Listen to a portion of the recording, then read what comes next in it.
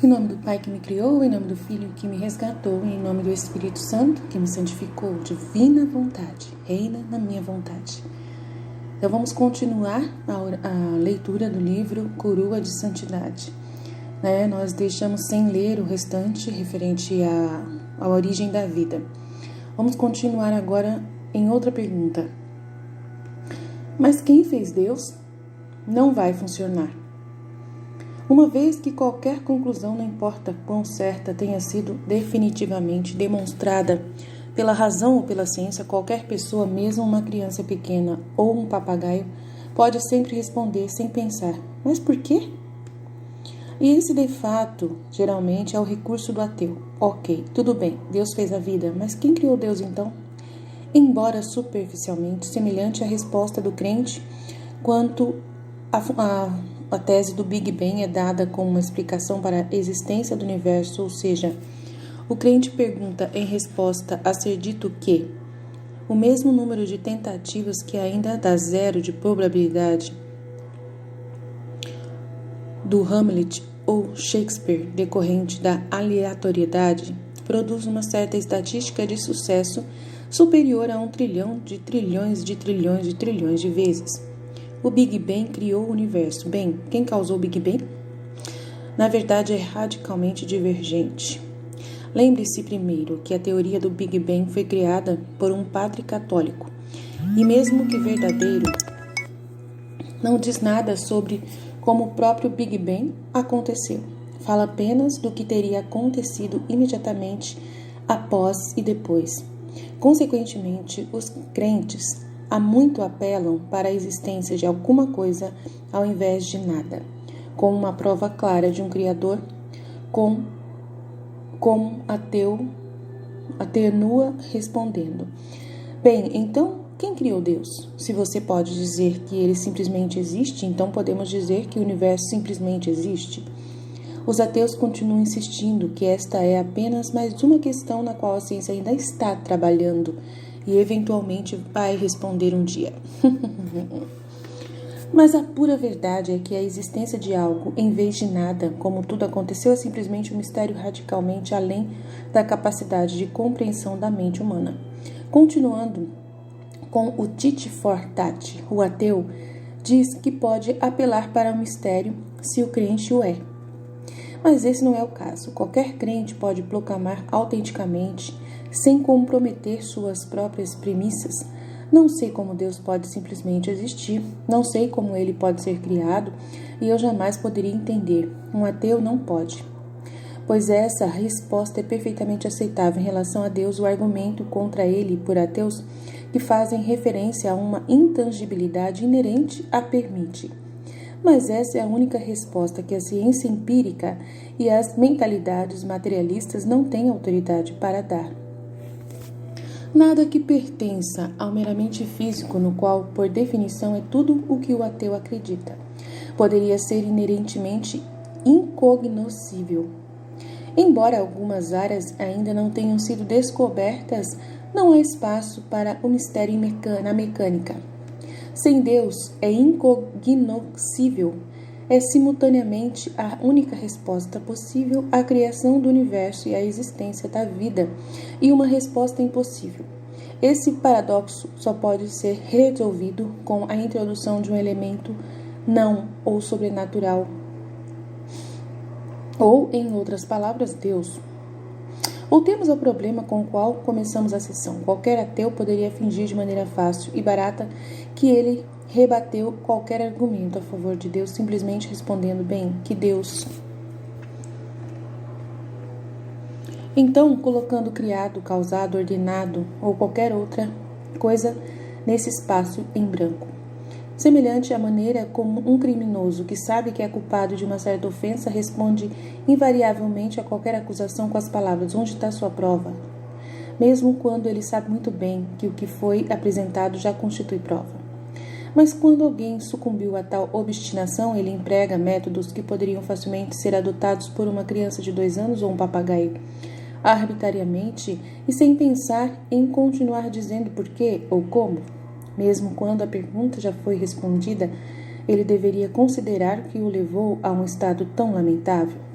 pois nenhum crente em Deus finge ter uma resposta sobre como exatamente Deus pode ser a causa. Quem precisa de causa? Ou um designer que não precisa de designer? Os crentes simplesmente percebem que tal ser é necessário, dados os dados concretos, isto é, dado o que já sabemos com certeza sobre os fatos brutos do universo. Pois assim, como nenhuma história se explica, mas sua existência só pode ser explicada por um autor que está fora da história, também o é. Importam só pode ser explicado por fora do ser material, no mínimo, como sua primeira causa e designer. Agora, fora da matéria significa simplesmente material extra, ou melhor dizendo, sobrenatural, que é simplesmente uma referência a Deus. O ponto aqui é que todo o universo material natural, isto é, a totalidade do domínio da ciência empírica e a totalidade do que um ateu acredita, é categoricamente incapaz de dar respostas a perguntas que o universo material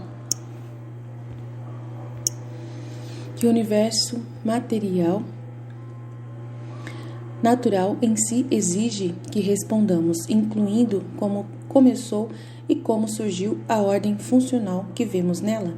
Só é possível responder a essas perguntas apelando à existência de algum ser que transcende radicalmente a própria corporalidade. Isto é, existir em um domínio no qual é um mistério, é uma resposta legítima a uma pergunta referente, e em oposição a qualquer pergunta referente ao universo material, para o qual é um mistério, nunca é lícita, e sempre que é dado, que ele destrói automaticamente o próprio materialismo. Os erros mais famosos de hoje, o ateu. Agora nos voltamos para os argumentos dos que talvez sejam os mais atraentes aos gigantes da ciência ateísta atualmente. O recém-falecido Stephen Hawking, pois se os melhores métodos da melhor mente em apoio de uma dada tese são absurdos, isso diz muito a qualquer investigador sincero da verdade sobre tese. Em seu trabalho póstumo, Respostas Breves às Grandes Perguntas, uma obra magnum, em resumo, de mais profundo e reflexões cuidadosamente extraídas de 500 milhão de palavras de seus escritos e discursos, Hawking iniciou seu argumento contra Deus repetindo a difamação que os cristãos estão acostumados a ouvir. A ciência cada vez mais respondendo questões que costumavam ser a província da religião, que por sua vez lembra o cansado argumento, Deus das lacunas, contra a existência de Deus. Alguém se pergunta se Hawking e os outros ateus que promovem essa visão antiga do saber nada já se deram ao trabalho de abrir uma Bíblia, a qual, de suas dezenas de milhares de versos, dificilmente tem um punhado que se preocupa com questões que se sobrepõem ao domínio próprio da sociedade moderna, ciência empírica, tornando o ataque desses ateus tão meritório quanto o de um estudante frustrado do ensino médio, que, não querendo aprender as leis da geometria, reclama que Euclides e Pitágoras têm se mostrado cada vez mais incorretos em seus aspectos médicos, políticos ou religiosos. Pontos de vista, portanto, devem ser ignorados, abandonados e rejeitados. Assim como qualquer professor veria diretamente essa queixa, todos nós também deveríamos ver as lacunas do ataque a Deus. Sabendo que ele não podia apoiar essa afirmação no que diz respeito ao cristianismo, que era claramente o principal objetivo do seu ataque, Hawking desvia a atenção do leitor com exemplos irrelevantes, trazendo à tona um astrônomo grego antigo, Aristarco, que argumentou bem que os eclipses eram não os efeitos diretos dos deuses, e mais tarde trazendo à tona um mito da criação africana, em que um deus chamado Bumba vomitou o mundo depois de um estômago. Confiante de ter assegurado aos seus leitores que chegou a hora da ciência substituir a religião, ele tenta explicar cientificamente o que de fato somente a religião pode abordar, a saber, a existência do universo. Ele disse: acho que na verdade você pode obter um universo inteiro de graça. Procurando justificar o manifesto absurdo, Hawking se refere a um Deus que cria uma colina com a terra que escava de um buraco. Hawking ensina que tudo isso era o Big Bang, uma explosão de energia positiva, a colina, junto com uma precipitação igual e oposta de energia negativa, o buraco. Assim, com esses valores supostamente se negam perfeitamente, nenhuma outra explicação precisa ser dada para sua existência e separação. Quão estúpido eu me incomodo em refutar neste livro um argumento pelo qual nenhuma criança de 4 anos se apaixonaria. Eu devo, para este tipo de argumento, é o que passa hoje pelo discurso lógico. Devemos primeiro reconhecer que Hawking estava falando de ficção científica ou, na melhor das hipóteses, pouco mais do que conjectura e não de ciência empírica propriamente dita, que ainda tem que produzir um resultado consistente e teoria convincente sobre energia negativa. Muito menos ela já a observou ou provou, embora tal inadequação deva ser mais do que suficiente para sujeitar uma hipótese científica. Não precisamos nos limitar a apontá-la, pois a própria teoria é absurda, mesmo como declarada, e me lembra os vários golpes de energia livre que analisei como um engenheiro. É claro que Hawking está usando apenas uma analogia, mas sua analogia é de fato perfeitamente escolhida para refutar seu próprio argumento, pois um buraco não pode ser cavado a menos que já exista um substrato para cavá-lo. Um buraco, ou neste caso energia negativa, como uma privação, só pode ser mencionado ou mesmo ter qualquer existência em relação à realidade já existente à qual ele se opõe. Um buraco pode apenas seja um buraco de alguma forma. Por exemplo, não se pode identificar ou falar de uma sombra sem se referir ao limite da luz ao qual esta está gerada, que aciona o mesmo ciclo termodinâmico para continuar o processo e gerar calor e eletricidade livres abundantes. Isso nunca pode funcionar, porque o excesso de calor do ciclo termodinâmico nunca pode exceder a ineficiência inerente do mecanismo térmico. Eu li a nota. Deixa eu ler de novo aqui, o trecho do buraco aqui. É claro que Hawking está usando apenas uma analogia, mas sua analogia é de fato perfeitamente escolhida para refutar seu próprio argumento, pois um buraco não pode ser cavado, a menos que já exista um substrato para cavá-lo. Um buraco, ou neste caso energia negativa, como uma privação, só pode ser mencionado ou ter mesmo qualquer existência em relação à realidade já existente, a qual ele se opõe. Um buraco pode apenas seja um buraco em alguma coisa, por exemplo, não pode se identificar ou falar de uma sombra sem se referir ao limite da luz ao qual esta sombra é adjacente. Em outras palavras, na tentativa de provar que o Big Bang veio do nada, Hawking apela para algo já existente de onde veio. Existe alguém que acha esse argumento remotamente perspicaz, muito menos convincente? Mas talvez Hawking não perceba o vazio de suas próprias palavras, como muitos outros ateus populares. Ele zombou da boa filosofia, afirmando que a filosofia está morta. Richard Dawkins também, por exemplo, admite que não tem ideia do que essência. Um ensino filosófico básico que não é necessário nem sequer um treinamento formal em filosofia para compreender que é lamentável para Hawking, porque poderia ter poupado muito esforço, assim como o conhecimento das leis de álgebra poderia economizar muito dinheiro aos que jogam na loteria. Em sua defesa, Hawking estudou muito tempo depois que boa lógica e filosofia se tornaram impopulares. Estudiosa e sinceramente, caro leitor, considere bem o que vimos aqui. Um cientista louvado pelo mundo como nenhum outro, um verdadeiro gigante intelectual dedicando grande parte de sua carreira a responder essas questões de origem. Pode não ter nada melhor para fazer, mesmo no trabalho final de sua vida, para uma explicação ateísta da existência do universo do que um argumento que já se manifestou refutado antes mesmo que alguém terminasse de lê-lo. O absurdo deste texto não termina aí. De uma só vez, Hawking diz que suas crenças se resumem a nada mais do que uma afirmação de que existem leis da natureza e que essas leis são absolutas e imutáveis. Logo depois, ele diz que as partículas podem aleatoriamente surgir sem motivo. Vai entender isso? Que é precisamente, ele diz que o universo convenientemente fez de acordo com o princípio do buraco da colina. Nem sequer lhe ocorre que ele acabou de afirmar contradições flagrantes. Se algo pode acontecer aleatoriamente, então, ou não existem leis da natureza ou elas não são imutáveis e absolutas, pois um evento não pode ser tanto por uma lei quanto por aleatoriedade, pois esses predicados são contrários e, portanto, não se pode dizer o mesmo. Então, gente, ateu, não existe esse negócio de ateu. Na minha cabeça, eles inventaram isso, né? Não acreditar em Deus. Sinceramente, isso não ajuda ninguém a nada, né? Achar que Deus não existe simplesmente é pessoa preguiçosa de querer pensar em Deus, de querer, né, buscar, na minha opinião, é preguiça de pensar, né? Aqui tá falando aqui que é filosofia, ele considerou a filosofia perda de tempo, né? Que nem existe, tal. Não é necessário, que é perda de tempo. Então isso aí demonstra claramente que a pessoa, por mais inteligente que seja, só se importa com o que é material, né? Mas só que é o seguinte, a vida aqui passa, né? Passa. E aí? Pra ele só valeu a pena o pouco que ele viveu aqui na Terra. O problema é dele aí. Cada um com seus problemas, na minha opinião. Cada um com seus problemas, não é mesmo? Então, assim, vou passar pra frente, porque esse assunto é muito chato. Já a natureza dos mais comuns de hoje. Falácia.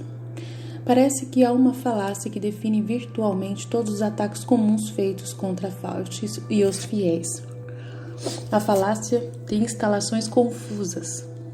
Por essa falácia, alguém procede de suas próprias premissas para condenar as ações de outra pessoa.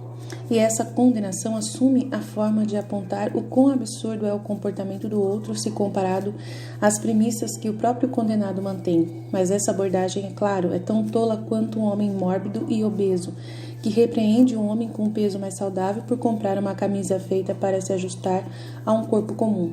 Certamente esta camisa não serve para o homem grande, mas isso é irrelevante para quem o compra. Naturalmente, essa falácia raramente é empregada de maneira tão explícita, ao contrário, é tão sutil que não reconhecido como difundido. Em seu uso comum, os atacantes errantes condenam alguém simplesmente por ser consistente com suas próprias premissas, considerando que em inteligência deveria pelo menos demonstrar sua total ignorância a respeito de como as pessoas comuns realmente operam e entendem o mundo. Eu vou passar para frente, porque tem muito chão aqui. Voltando à falácia de instalações confiadas, agora podemos ver claramente como ela sucumbiu os argumentos mais comuns que se ouve contra a vida da fé. Não tem nada a ver com tentativas cuidadosamente construídas de mostrar que a vida ou o universo poderia existir sem Deus. Nem fazem qualquer tentativa séria de refutar qualquer uma das várias provas claras de sua existência. Em vez disso, eles geralmente não passam de uma aplicação dessa mesma falácia, lamentando quão ridículos os fiéis são se não houver Deus, geralmente soando algo como isto. Primeiro, olhe para esta ovelha miserável andando por aí, submetendo-se aos comandos arbitrários de um livro de 2000 anos em vez de fazer o que bem entender. 2. Olhe para esses papagaios fazendo orações a cada dia e indo para a igreja, ocupando tanto tempo que poderia ser melhor aproveitado curtindo a vida. 3. Esses crentes ridículos, toda vez que algo de bem acontece, eles agradecem a Deus por isso, mas nunca culpam Deus pelas coisas ruins. 4. Pare de desperdiçar sua vida pensando em onde você vai acabar depois de morrer. Viva sua vida agora. 5. Que tolos, eles nem pensam por si mesmos, como todos eles se sujeitando a mitos. 6. Quão conveniente o Deus deles não funcionará milagres para tornar sua existência mais clara. E eles dizem que ele tem uma razão para isso sem pensar que isso é exatamente como seria se não houvesse um Deus. 7. Imagine nenhuma religião, Deus para lutar, não vida após a morte para se preocupar, nenhum homem no céu para obedecer. Meu Deus do céu. 8. Devemos acreditar na ciência acima de tudo, porque recorrer aos velhos mitos ultrapassados usados pelos povos primitivos para explicar as coisas quando agora temos um caminho melhor? Por que não se livrar de tudo isso e deixar a ciência pesada ser nosso único guia? Ai, Jesus, toma conta. 9. A fé é um argumento intelectual falido. Esta muita afirmação demonstra o vazio de seu objeto, pois não se poderia apelar para Fate se ele estivesse apoiando algo razoável. 10. Crentes tolos. Eles acabaram de criar um Deus à sua própria imagem e, ao fazê-lo, apenas revelaram o seu antropocentrismo. 11. Confiando cegamente em massas. Eles sempre acreditam a Deus com suas orações respondidas, mas nunca se preocupam em considerar que suas orações não respondidas indicam o contrário. 12. A maioria das pessoas já é ateu em relação a Zeus e Thor e todos esses outros deuses. Nós, ateus, vamos um deus além da maioria e não acreditamos em qualquer deus. Penso que poucos negarão que as declarações listadas acima são drasticamente mais comuns do que tentativas de refutações razoáveis das provas de existência de Deus. Então eles preferem dar essas justificativas do que falar, sobre Deus. Não querem nem pensar na possibilidade. E ainda pensam muito, eu acho que eles pensam mais nisso do que nós. No entanto, quando entendemos a natureza das falácias de instalações confusas, vemos quão absurdas são todas essas sonoridades, como a seu modo, cada um castiga os crentes com advertências que são totalmente irrelevantes. Se as premissas do crente, ignoradas por essas mordidas de som, são verdadeiras. Primeiro, se a Bíblia realmente é a palavra de Deus, então a idade não tem nada a ver com esse se deve ser obedecida, pois se Deus existe, ele é onisciente e não pode estar tão ignorante como dar mandamentos e ensinamentos que teriam prazo de validade devido aos avanços futuros e imprevistos do humano conhecido. 2. Se realmente existe um ser todo-poderoso, então é difícil imaginar em uso melhor do tempo do que falar com ele e adorá-lo. 3. Se realmente existe um todo-bom e todo-poderoso Deus, então não é preciso um filósofo genial para concluir que o que quer que aconteça só pode estar de acordo com sua vontade, que é sempre, em última análise, o melhor, e que tudo o que acontece faz parte do seu plano perfeito que será visto com o tempo. 4.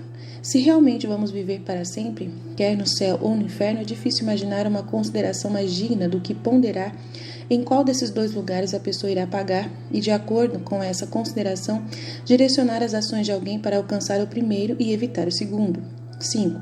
Mesmo o mais ignorante dos homens geralmente admite que eles não têm tudo planejado. Se realmente existe um Deus onisciente que, ocasionalmente, revela alguns vislumbres de sua verdade para suas criaturas, então seria obviamente absurdo contradizer essas revelações simplesmente porque nossas frágeis tentativas de raciocínio têm problemas a princípio. 6. Problemas a princípio para compreendê-los. 6. Uma realidade sendo conveniente não é uma marca contra a sua validade. Se realmente existe um Deus, é fácil imaginá-lo, permitindo o período de tempo durante o qual, apenas para o benefício eterno de suas criaturas, ele oculta amplamente sua presença delas. Toda a premissa fundamental da maioria das religiões é precisamente que estamos neste momento agora. Meramente reconhecer isso e condená-lo como conveniente não refuta sua verdade. 7. As crianças brincam de fingir e tudo bem, porque elas são crianças.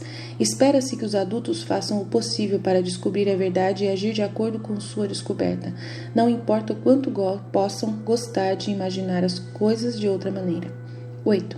Se realmente existe um Deus, quem nos criou e nos deu nosso intelecto em virtude do qual empreendemos a investigação científica? Então devemos, é claro, zelosamente usar as ferramentas que ele nos deu, mas também nunca devemos ser tão estúpidos a ponto de supor que o efeito possa refutar a causa.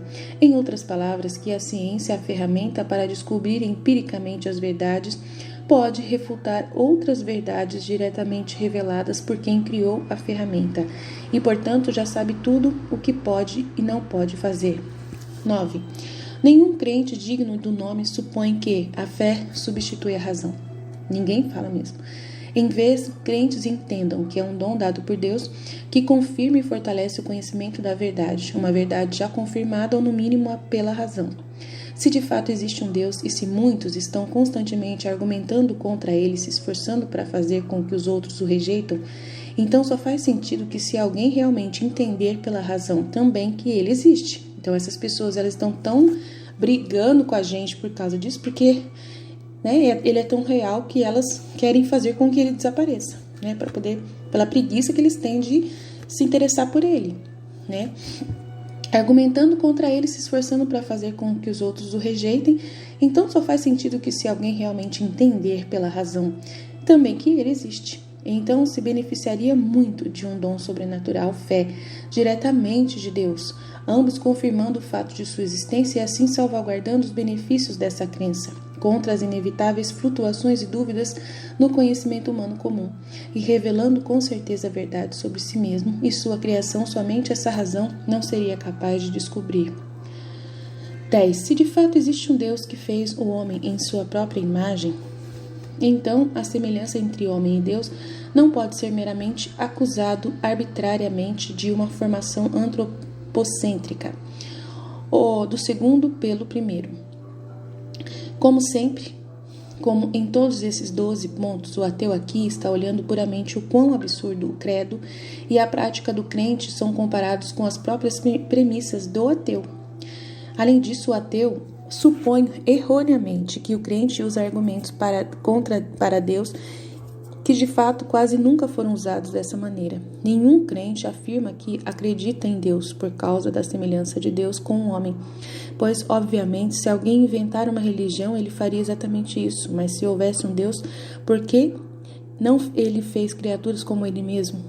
Se de fato ele o fizesse, essas criaturas seriam perfeitamente capazes de, ao observar essa similaridade, acusar o Criador de ser uma criação da criatura, da mesma maneira que agora um outro que observa de órbita uma fotografia da Terra acusaria de ter sido fotografado na imagem de uma ficção. 11. Em momentos de honestidade, a maioria dos crentes prontamente admitem que suas orações de petição costumam ser mais ou menos egocêntricas, e elas não se opõem a Deus por não ter respondido exatamente a elas da mesma maneira, e com o tempo elas queriam que fossem atendidas. Estão profundamente conscientes de suas próprias fraquezas morais e intelectuais, que em contraste com a perfeição de Deus, e reconhecem com razão que, diante de um contraste tão acentuado, os caprichos dos mais fracos muitas vezes deixavam de corresponder à vontade providencial do perfeito. Mesmo assim, é apenas razoável, especialmente considerando o ponto 6 acima, que, dado o que tem, já Steve demonstrou sobre a natureza de Deus e a natureza desse breve período em que vivemos agora, que Deus escolheria agir de uma maneira geralmente oculta, sutil e misteriosa, mas não menos real, ao responder às orações. No entanto, a maioria dos crentes tem exemplos claros de que suas orações são respondidas de uma maneira que é difícil, se não impossível, apontar para qualquer outro modo que não a intervenção de Deus. Basta um exemplo para provar o ponto de vista do crente. Apesar de qualquer número de supostas orações não atendidas que erroneamente são consideradas pelos ateus e agnósticos como razões para não crer nele. Nada a ver.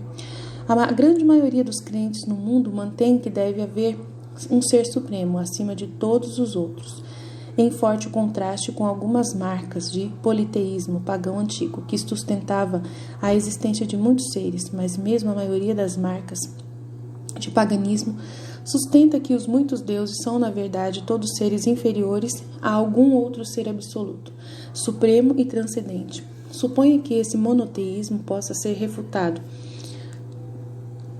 apenas acusando-o de não ter ousadia suficiente para seguir sua própria missão de rejeitar os deuses pagãos. Um passo adiante é tão absurdo quanto dizer que um bom marido deve se tornar celibatário, já que sua monogamia nada mais do que uma morna, um ponto de parada arbitrário, impôs seu esforço para ser celibatário com respeito a todas as mulheres, exceto sua esposa. É uma realidade completamente única e exaltada, radicalmente distinta dos muitos, e a nenhum entre os quais está. Isso será prontamente atestado por qualquer matemático que se preze, muitos dos quais admiravelmente distinguir um como não apenas outro número dentre inúmeros números igualmente importantes. Consulte-o como unidade nas matemáticas mais avançadas dos livros didáticos. O judaísmo, o cristianismo e o islamismo, em particular, foram distinguidos desde o início por sua zelosa rejeição aos deuses pagãos. E até hoje seria ridículo para qualquer ateu supor que ele tenha sido mais ousado nessa rejeição, apenas seguindo adiante com Deus. Portanto, esses 12 ataques e muitos outros como eles devem ser simplesmente abandonados por quem deseja agir de acordo com a razão. Essa pessoa deve, em vez disso, simplesmente se esforçar para descobrir da maneira mais honesta possível, através da explicação rigorosa de seu intelecto, se Deus existe. Uma pergunta que não tem nada a ver com esses 12 protestos. E se houver alguma dúvida sobre a existência de Deus além dessas 12 frases, simplesmente leia este capítulo. Em resumo, caro ateu, se você deseja criticar as conclusões de alguém, você deve refutar suas premissas ou revelar a falácia em sua lógica, pois você só está fazendo de bobo se comprometer com essas críticas, apenas reclamando daquelas conclusões dela que se seguem claramente de suas premissas e, em vez disso, são apenas questionáveis sobre suas próprias premissas, sucumbindo como você é à falácia de premissas confusas. A pergunta final para o ateu concluo a parte filosófica e lógica desta sessão com uma simples pergunta para o ateu. Então, você é firme em sua descrença, bem e bom. O que seria necessário para você mudar de ideia? Se você acabou de responder nada, não há nada que mude de ideia. Então você acabou de mostrar sua verdadeira mão. Acabou de se revelar como ideológico, fanático, não científico e preconceituoso. Para que qualquer visão científica comece a se qualificar como tal, ela deve ser menos ser falsificável, ou seja, deve haver um cenário concebível no qual o que realmente acontece prova que está errado. Afirmar algo como de natureza científica, mas declarar que ele é injustificável, o que está implícito em dizer que você terá sempre essa visão. Não importa qual seja, se alguém puder provar ou não. É sucumbir à pseudociência, rejeitando a pedra angular da própria ciência, que é a prova, né? E qual trágico seria numa tentativa de um esforço heróico de superar a fé antiga e mítica, apenas conseguir cair na pseudociência. Mas se desse uma resposta diferente, se você desse alguns critérios sobre os quais revisaria sua incredulidade e escolheria a fé, então eu, por sua vez, tenho uma resposta diferente para você. E talvez agora você esteja estremecendo de antecipação, já que está acostumado com outras pessoas que o castigam por isso. Talvez alguns crentes o tenham repreendido por colocar condições em sua resposta a Deus. E embora haja mérito nessa repreensão, não é isso que desejo fazer agora. Em vez disso, tenho uma mensagem radicalmente diferente para você. Deus lhe dará isso. Sim, Ele fará, realmente. Ele eliminará qualquer desculpa. Ele deixará sua dúvida sem mais recurso. Ele pode, no entanto, esperar até o momento de sua morte para fazer isso, esperando além da esperança de que, em seu atraso, você finalmente ouvirá os incontáveis convites que ele já lhe deu. Porque você perde tão muito, incalculadamente muito, esperando tanto tempo a satisfação de o arbitrário pré-requisito que você colocou em fé. Você sente falta de todo o propósito da vida. Você transforma toda a sua existência terrena, com a qual Deus queria escrever uma história incrível para contar a todo o céu, por toda a eternidade sobre a sua vida, em um prefácio longo, prolongado e chato, para uma história que acabou sendo apenas uma sentença ou duas. Você transforma toda a sua vida em uma daquelas piadas infelizes que perambulam agonizantes enquanto o relógio bate alto e após o hóspede sai furtivamente da sala, apenas para dar um chile de coração. Não sei o que quer dizer isso. Parecendo séculos depois que deveria ter sido dada. Em uma palavra, você torna inútil o objeto dessa oração gloriosa no seu caso. Senhor, salve-me na morte da lembrança agonizante de uma vida desperdiçada. Querido irmão, querida irmã, não perca a sua vida. Para encerrar essa sessão, deixemos de lado os argumentos lógicos e, em vez disso, simplesmente sejamos honestos e abertos sobre o que todos os humanos apenas saibam, o que eles sempre souberam e sempre saberão, sobre as experiências mais importantes que tiveram, experiências de amor transcendente e espiritual, beleza, verdade e bondade. Pois realmente não pode haver amor por um ateu, apenas disparos de neurônios. Sem música, apenas barulho. Sem beleza, apenas comprimento de onda de luz variáveis. Você permitiria que seu olho ordenasse? Que seu nariz negasse um aroma? Pois ele não sabe disso. Nem então você permite que as tempestades de sua mente, mesmo Se você se achar duvidando de Deus, insistam para que o coração negue o que sabe de verdade, significado, música, beleza e amor, e a fonte de tudo isso, Deus. E assim tem uma mensagem pessoal para todos os ateus. Eu sei que você amou olhar nos olhos de um cônjuge abraçando uma criança, perdoar e buscar perdão. Você realmente acredita que isso não passou de reações químicas? Verdadeiros ateus fazem, certamente. Você apreciou a verdadeira beleza, uma sinfonia além da descrição, um filme que deixa você sem palavras, uma paisagem que deixou você sem fôlego.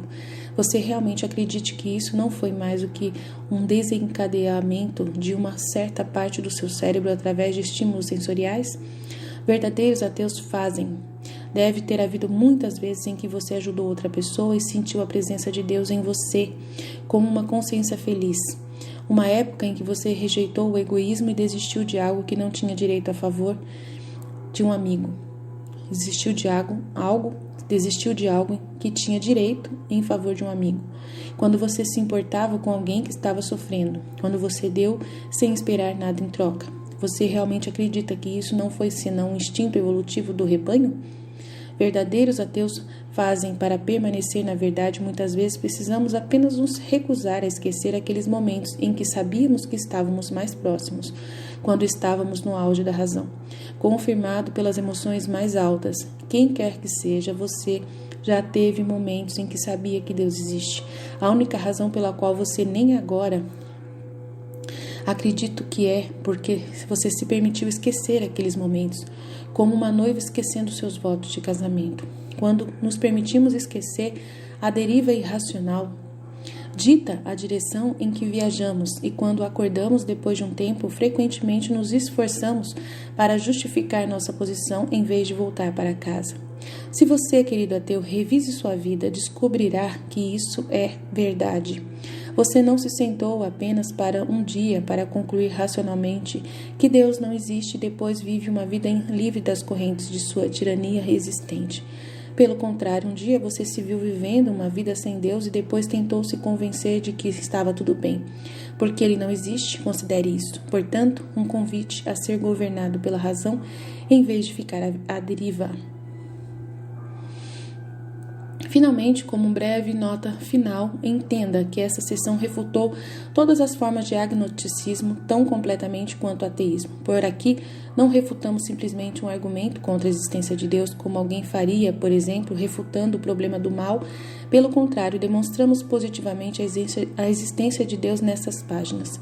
Apelar ao agnosticismo é uma tática comum de uma alma morna, uma vez que ele percebe que o ateísmo foi completamente refutado, mas esse apelo não pode funcionar. A evidência não é conclusiva e quem se recusa a alinhar suas próprias crenças de acordo com essa conclusão não está sendo sábio, cauteloso ou humilde.